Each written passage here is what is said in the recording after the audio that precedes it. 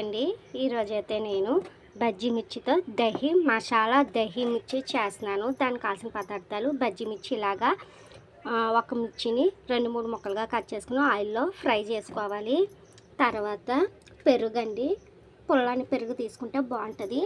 దాని తర్వాత ఇదండి, ఈ పేస్ట్ ఏంటనుకుంటున్నారు, 2 స్పూన్స్ ధనియాలు, 1 స్పూన్ జీలకర్ర, 1 ఉల్లిపాయ, పసుపు, కారం, సాల్ట్, 1 స్పూన్ కారం, ఇవన్నీ ఇలాగ ముద్దలా చేసుకుని ఆడేసుకుని పక్కన పెట్టేసుకోవాలి. ఇప్పుడు రండి ప్రాసెస్ ఏంటో చెప్తాను. ఫస్ట్ ఈ బజ్జీ మిర్చిని ఇందులో వేసుకోవాలండి ఒక దాంట్లో. తర్వాత ఈ పేస్ట్ ఉంది కదా, ఆడుకుని పెట్టుకున్న పేస్ట్, అదంతా ఇందులోకి ఇవ్వండి.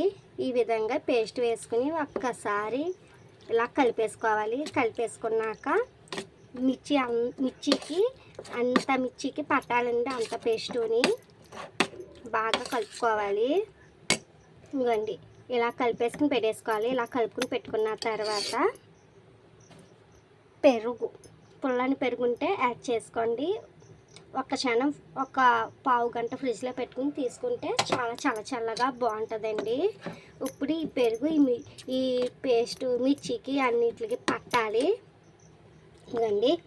ఇదిగోండి ఇలాగా ఈ మసాలా పేస్టు మిర్చికి అంతా బాగా పెట్టాక అప్పుడు పెరుగు వేసుకోవాలి. ముందరే మనం పేస్ట్లో సాల్ట్, పసుపు వేసుకున్నాం, ఇప్పుడు యాడ్ చేసుకోక్కర్లేదు.